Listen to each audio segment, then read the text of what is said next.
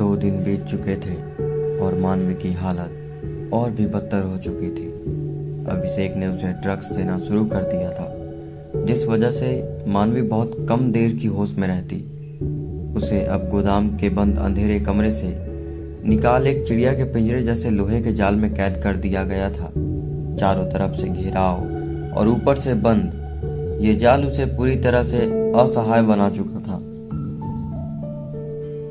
चारों तरफ अंधेरा ही अंधेरा था। मानवी के शरीर में बंधे हुए रस्सियों से उसे गहरे घाव दे चुके थे। उसके चेहरे पर कट्स के निशान थे, हाथों पर अनगिनत चोट, और उसके कपड़े गंदे और नीचे से फट गए थे। उसकी आंखों में भय और दर्द साफ झलक हो रही थी। जाल के भीतर बाहर की दुनिया दिख पाना नामुमकिन था। कमरे में घनघोर अंधेरा और रोशनी के नाम पर महज पिंजरे के ऊपर लगी पीली लाइट ही रोशनी फैला रही थी। मानवी के लिए अब हर एक सांस भारी पड़ रही थी। उसके दिमाग में सिर्फ एक ही बात घूम रही थी, सिवाय आएगा उसे बचाने। अभिषेक की क्रूरता का कोई अंत नहीं था। उसने मानवी को इस जाल में कैद कर दिया था ताकि वो कभी भी भाग ना सके, उसकी हरकतों को और भी ज्यादा यातनादायक बना सके। अभिषेक ने उसके सामने अपना चेहरा लाकर कहा, देखो मानवी, अब तुम मुझसे कहीं नहीं भाग सकती। ये पिंजरा तुम्हारे लिए सबसे सुरक्षित जगह है। यहां से तुम बाहर नहीं जा सकती और कोई तुम्हें बचा भी नहीं सकता। मानवी ने अपनी कमजोर आवाज में कहा, तुम ये मत समझना कि तुमने मुझे हराया है। मैं हार नहीं मानूंगी। अभिषेक ने ठंडे स्वर में जवाब दिया, हम देखेंगे कि किसकी जीत होती है, लेकिन फिलहाल तुम बस यहाँ रहो और सोचो कि तुम्हारा अंत कैसा होगा। अभिषेक की यह बात मानवी के भीतर की सिहरन छोड़ दी। उसने घबराते हुए खुद से कहा, हर एक पल अब और भी भारी होता जा रहा है, सिवाय तुम कब आओगे। मेरे पास तुम्हारा इंतजार करने के अलावा कुछ नहीं बचा है। तभी उसे अचानक अपने पीछे किसी के होने का एहसास हुआ। इतना महसूस होते ही उसका दिल धक सा कर गया। धीरे धीरे उसने पीछे मुड़कर देखा तो सामने कोई और नहीं, युग खड़ा था। युग को देखते ही उसकी आंखें पटी की पटी रह गईं। एक पलकों से ऐसा लगा कि शायद ये उसकी वहम है, लेकिन अगले ही पल मानवी खुशी से बोली, युग, युग मुझे बचा लो युग, ये राक्षस है युग। इसने देखो मेरी हालत कैसी कर रखी है। युग, युग कुछ तो बोलो। युग के चेहरे पर क्रूर मुस्कान आ गई। मानवी का दिमाग खटका और युग, अभिषेक ये कैसे? उसकी चुप्पी को देख वो बोली, तुम? मानवी के मुंह से बस इतना ही निकल पाया। युग ने ठंडी हंसी के साथ कहा, तुमने सोचा था कि तुम्हारा आशिक सिवाय तुम्हें यहां से बचा लेगा, लेकिन अफसोस वो अभी तक आया ही नहीं। देखो अब मैं आ गया हूं तुम्हें यहां से हमेशा हमेशा के लिए ले जाने।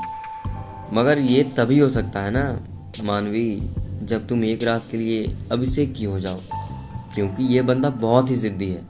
इसे तुम्हारी सिर्फ एक रात की जरूरत है और मुझे तुम हर रात के लिए। क्योंकि मुझे ये सब सुनकर मानवी से घृणा होने लगी है। क्या ये वही प्यार है जिसे वो 10 सालों से जानती आ रही थी? ये युग हो ही नहीं सकता, ये जरूर कोई हमशक्ल है। मानवी के दिमाग में अब अजीबोगरीब सवाल घूम रहे थे। उसे समझ नहीं पा रही थी कि आखिर युग की दोस्ती अभिषेक से कैसे हो गई। ये हमारा खेल है और मैं हमेशा जीतता हूँ। युग ने अपनी बात का अंत किया। मानवी ने हिम्मत जुटाकर कहा, तुम इतने नीच निकलोगे ये मुझे मालूम नहीं था युग। तुम्हें ऐसा क्यों लगता है कि तुम हमेशा जीतोगे? सच तो ये है कि तुम कभी जीत ही नहीं पाए युग, ना तो प्यार में और ना ही अपने पागलपन में, और ना ही अब तुम इस साजिश में मुझे जीत पाओगे। तुम दोनों देखना, तुम्हारी इन्हीं आंखों के आगे सिवाय मुझे बचा लेगा। युग ने गुस्से के नकाब को किनारे फेंकते हुए कहा, देखो मानवी, मैंने बहुत खेल खेले हैं और हर बार जीत मेरी हुई है। इस बार भी कोई अलग नहीं होगा। तुमने मुझे बहुत दर्द दिया है, अब तुम्हारी बारी है। मानवी ने घबराहट को छुपाते हुए कहा, तुम क्या चाहते हो? और इस कमीने के दोस्त तुम कब से बन गए?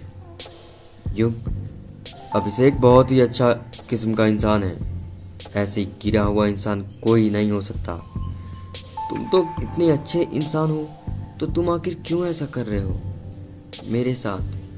प्लीज बचा लो मुझे। युग ने जवाब दिया, मैं बस एक चीज चाहता हूँ, बदला। शिवाय ने मुझे कई बार नीचा दिखाया है और अब उसकी बारी है। उसे अपनी गलतियों का एहसास कराने के लिए तुम्हें मेरे पास रहना होगा, लेकिन उससे पहले तुम एक रात के लिए अभिषेक की हो जाओ। ये सुनते ही मानवी का चेहरा फक से पीला पड़ गया। मानवी हैरान थी कि क्या ये वही युग है जिससे वो प्यार करती थी। कितना बदल चुका था सब कुछ। युग के सर पर पागलपन इस कदर हावी था कि वो अभिषेक के साथ मिलकर साजिश कर रहा था, और तो और उसे एक रात के लिए उसका होने के लिए तक कह रहा था, वो भी अपने ही मानवी के लिए जिसे वो पूरी जिंदगी अपने साथ रखना चाहता है। मानवी की आंखों से आंसू बह निकले। वो सोचने लगी थी कि आखिर जब युग ने उसका साथ छोड़ा था, तब उसने नहीं सोचा कि मानवी किसके साथ जिएगी। इतना सेल्फिश इंसान आज शिवाय को गलत ठहरा रहा है। मानवी के दिमाग में इस समय भूचाल से भी तेज बवंडर आ रहा था। मानवी ने दृढ़ता से कहा, तुम्हें लगता है कि शिवाय तुम्हारी बात मान लेगा, या मैं तुम्हारी बात मान लूंगी? ना तो मैं हारूंगी, ना वो कभी हारेगा। वो कभी हार नहीं मानेगा। युग ने मानवी की बात पर हंसते हुए कहा, चल देखते हैं। वैसे एक बात याद रखना, अगर दूसरी बीवी बनने का इतना ही शौक है तो तुम अपने युग के साथ भी जी सकती हो। इसकी बात मानवी को कांटे के भांति चुभ जा रही थी, लेकिन तभी उसे ख्याल आया कि युग को शिवाय के बारे में इतना डिटेल कैसे मालूम हुआ। लेकिन अगले ही पल उसने निर्णय लिया। वो मुस्कुराते हुए बोली, तुम्हारे जैसे पति के साथ रहने से अच्छा है कि मैं शिवाय जैसे पति के साथ रह लूं। कम से कम वो भले ही किसी ना हो, लेकिन जिससे मोहब्बत करता है उससे ईमानदारी तो निभाता है। और इसका परिणाम तुम अपनी आंखों के आगे देखोगे युग। शायद अब समय आ चुका है तुम्हारे इस युग का अंत होने का।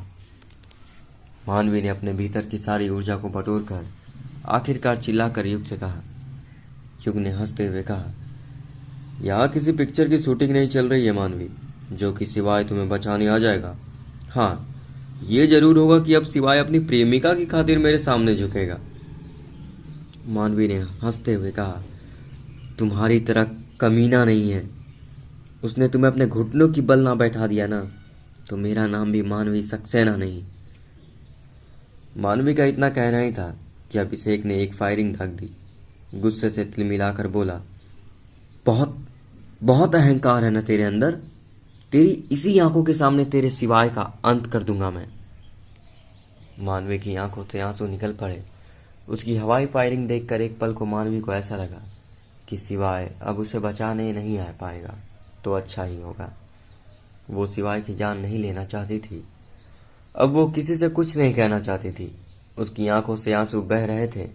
वो बस भगवान को याद कर रही थी और मन ही मन प्रार्थना कर रही थी कि शिवाय अब उसे बचाने नहीं आए तो ही अच्छा है। वो ऐसे ही मौत से मर जाना चाहती थी, लेकिन शिवाय की जान मुफ्त में नहीं लेना चाहती थी। इतना सोचते सोचते एक बार फिर बेहोश हो चुकी थी। वही अर्जुन ने विक्रम और नीरज को बुलाकर अभिषेक की गतिविधियों की जानकारी साझा की। उसने बताया कि अभिषेक एक पुराने साथी को ढूंढ निकाला गया है, जिसने एक अहम खुलासा किया है। अभिषेक का एक पुराना गोदाम है जहां वो अपने सभी गैरकानूनी काम करता है। इस जानकारी ने सबकी उम्मीदों को जगा दिया। अर्जुन, ये गोदाम अभिषेक के लिए सुरक्षित ठिकाना रहा है। वो यहाँ से अपने काले कारनामों को अंजाम देता है। हमें जल्दी से जल्दी वहां पहुंचना होगा, क्योंकि हो सकता है ना कि मानवी भी वही हो। विक्रम, अर्जुन, अगर ये सच है तो हम सही दिशा में हैं। मैं तुरंत पुलिस को सूचित करता हूँ। हमें एक प्लानिंग करनी होगी ताकि अभिषेक को पकड़ने में कोई भी चूक ना हो। विक्रम ने तुरंत पुलिस को सूचना दी और उनके साथ मिलकर योजना बनाई। छापे के लिए टीम का गठन किया गया जिसने अर्जुन, शिवाय, विक्रम और नीरज शामिल थे। पुलिस की एक विशेष टीम भी उनके साथ तैयार हो गई। शिवाय, हम सबको बहुत सतर्क रहना होगा। अभिषेक बहुत चालाक है, लेकिन इस बार वो बच नहीं पाएगा। यह आखिरी मौका हो सकता है कि हम उसे उसके गुनाहों की सजा दिला सकें। अर्जुन, हमारे पास सबूत है और अब वो खुद को बचा नहीं पाएगा। हम तेजी से काम करेंगे। तो जब सब कुछ तय हो गया है तो टीम ने उसे गोदाम पर छापा मारने की योजना बनाई। पुलिस की गाड़ियों ने गोदाम के आसपास की घेराबंदी कर दी ताकि कोई भी बाहर ना निकल सके। शिवाय और उसकी टीम ने गोदाम के भीतर दाखिल होने की तैयारी कर ली। जैसे ही पुलिस और टीम गोदाम में दाखिल हुई, हर कोना छान मारा गया। अब बस इंतजार था उस पल का जब वे अभिषेक को पकड़ सके और मानवी को सुरक्षित बाहर निकाल सके।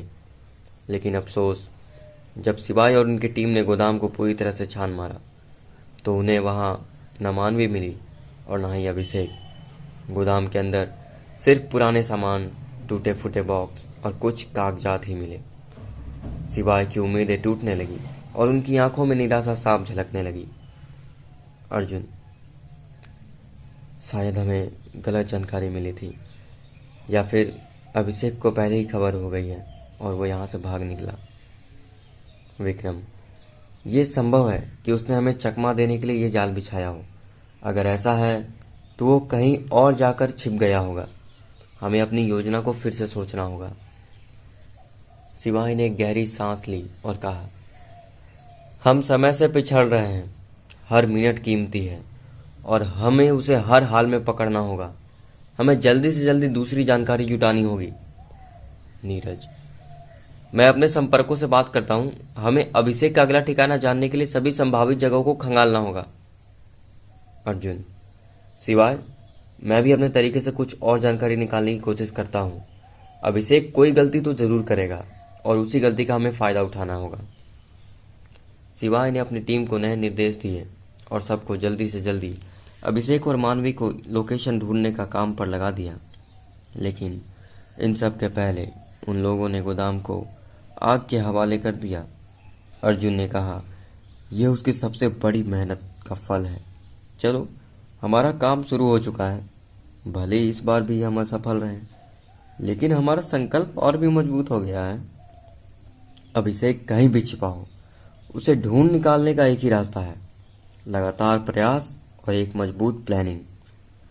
अब क्या होगा आगे? क्या शिवाय इस बार भी मानवी को बचा पाएगा कि इस बार भी उन सब की प्लानिंग हो जाएगी फेल? ये जानने के लिए सुनते रहिए इस स्टोरी को। धन्यवाद।